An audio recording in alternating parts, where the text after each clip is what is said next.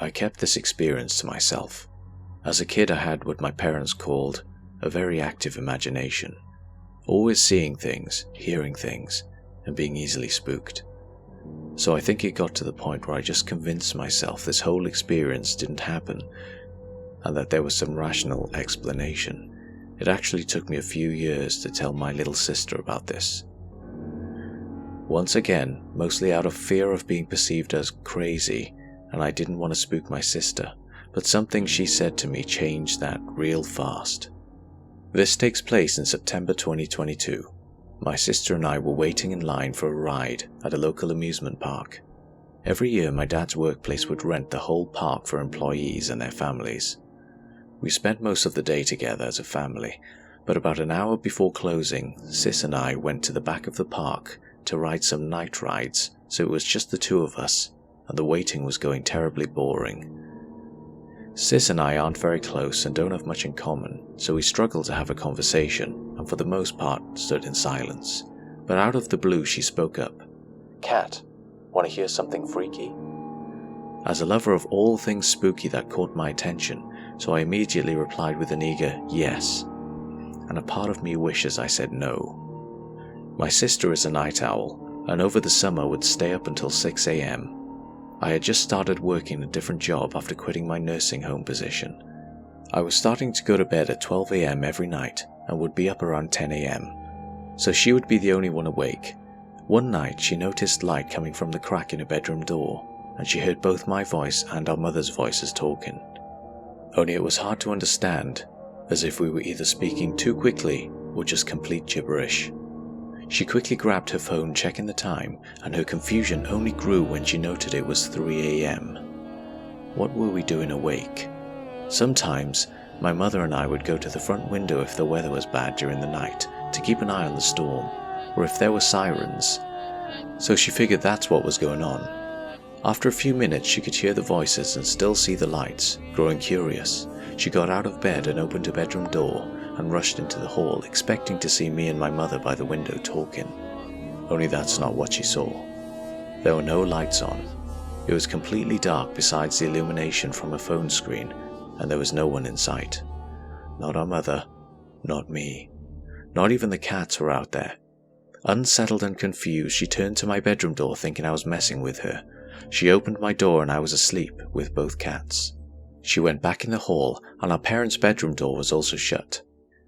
She peeked in there and both were sleeping. Now, my sister is a rational person. She was always the one to go in the basement first, tell the others that monsters and ghosts weren't real, so she completely pushed this event out of her mind, because in her eyes, it wasn't a big deal. Maybe she was just overtired, or our grandfather's TV downstairs was a bit loud, and that's what she heard.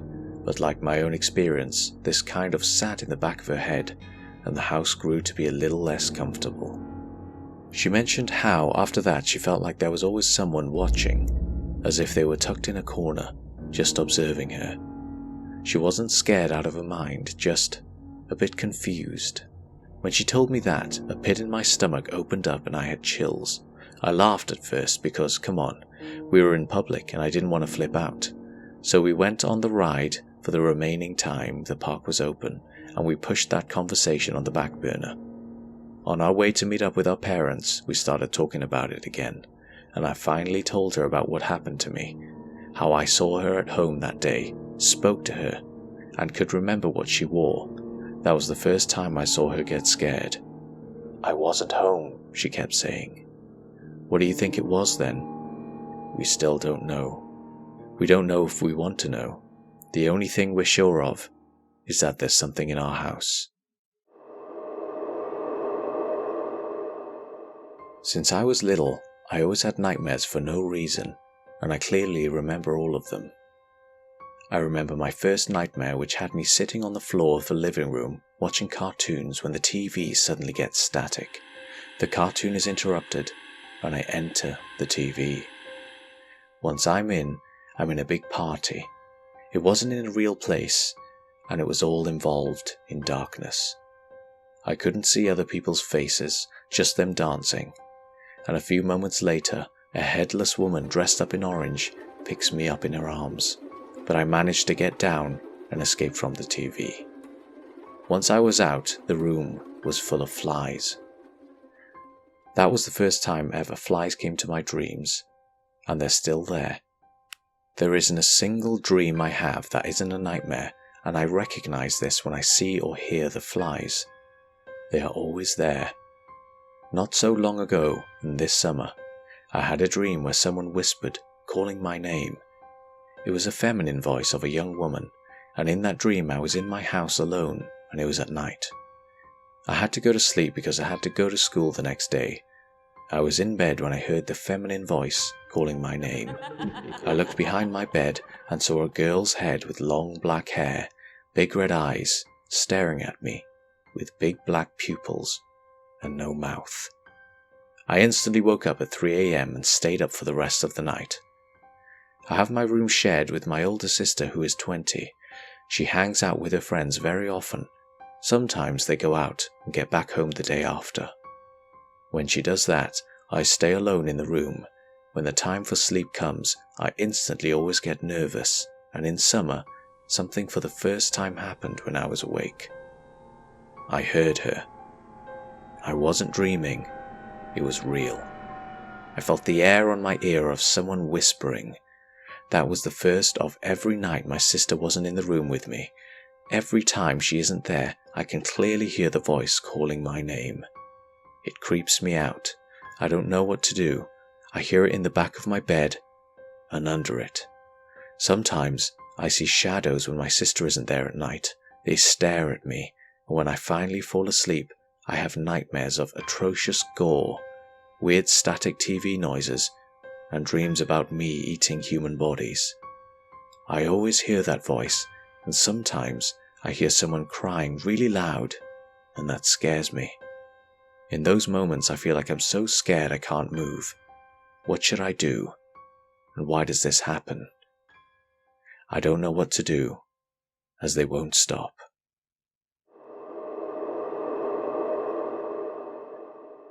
I'm a 33-year-old female, and this happened when I was about 16 years old, back in 2006. Of course, since I was a minor at the time, I still lived with my parents. Their house was huge, with the bottom story being bigger and the stairs being right in the middle of the floor. On the wall of the landing before the final stairwell hung an ornate mirror. I grew up in a family that was pretty large. I guess this is a given, seeing as my parents were Mormon. So because our family was pretty big, what with 8 kids total and 5 including me living at home, there was a lot of noise and laughter running up and down the stairs and the hallways, going on in the evenings, on weekdays, and all the time on the weekend. Just a happy family. Lots of people enjoying themselves. See, the mirror that hung on the wall of the landing always felt, well, there's no other way to say it. It really just felt off. In fact, it felt so off that it would ruin the vibe a little bit. I'd be chasing my sister playing tag or something, and I would feel a cold chill right up my spine when I passed the mirror, accompanied by the feeling that somebody was watching me, right out of the corner of my eye. It got to the point where every time I would pass that mirror, I felt compelled to look at it, like I was trying to catch whoever it was in the act. I knew logically this didn't make any sense, but it didn't stop me from instinctively doing so. Most of the time afterwards, I would go back to whatever I was doing and just move on with my life. However, sometimes I would lay awake at night, wondering why that mirror freaked me out so much. And it just got progressively worse. In fact, it got to the point where I told my mother it scared me and I wanted her to take it down. Now, my sister, 2 of my younger brothers, and my dad happened to be present for this conversation, and when I said this, all of them kind of stared at me. When I asked what was wrong and why they were all looking at me like that, my mother finally spoke up, telling me she felt the same way about the mirror.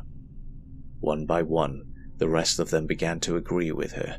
I asked them if they had talked about this before, or told each other anything before, and all of them shook their heads. My dad said me bringing it up freaked him out, and everyone else agreed, because no one had said anything to anyone else about it before, and here I was voicing everyone's fears. That's when I knew that my bad feeling about the mirror was spot on. My mother took it down immediately, since we were all in agreement that it shouldn't stay there. Out of curiosity, I asked her, where did she get it in the first place? And she said she didn't remember, which was weird, because my mother has a really good memory and most of the things she owns have some kind of origin, like they were passed down to her by my grandma, or she got a really good deal on it at a yard sale or something. I found this just added to the mirror's freakiness. A few weeks passed after my mother threw the mirror out, and I was starting to forget all about it. I invited some friends over to spend the night, and we were all talking and laughing, and then my friend, let's call her Brittany, asked me where the mirror was. My other friend, who we'll call Leah, was like, yeah, I noticed it was gone too. Did it break or something? I shook my head no, and told them that my mother got rid of it, but I didn't tell them why. Brittany and Leah exchanged a look. Then they both spoke, and what they said next sent literal chills down my spine. Brittany said, "Oh, I'm so glad. I always felt like someone was watching you in that mirror," Leah finished. They both laughed it off a bit, but it didn't seem like they found it genuinely funny, rather like they were trying to calm themselves down. I told them that we all felt the same way, and that's why we threw it out. Their eyes got wide. "Well, I'm glad it's gone then," Leah said. Brittany nodded in agreement, and I shared their sentiment. No one really talked about the mirror after that, because it was gone and we all kind of moved on with our lives. But there are a lot of freaky things that happened in that house that maybe I'll share one day. I know it may seem silly, but that mirror was genuinely freaky, and I think everyone is better off that it's gone. But sometimes I wonder what happened to it, and if someone else got a hold of it after my mother threw it out. I seriously hope not, because the thought of that mirror bothering some other family is not one that sits well with me, especially since I don't know exactly what was wrong with it, and to be honest, I don't think I want to.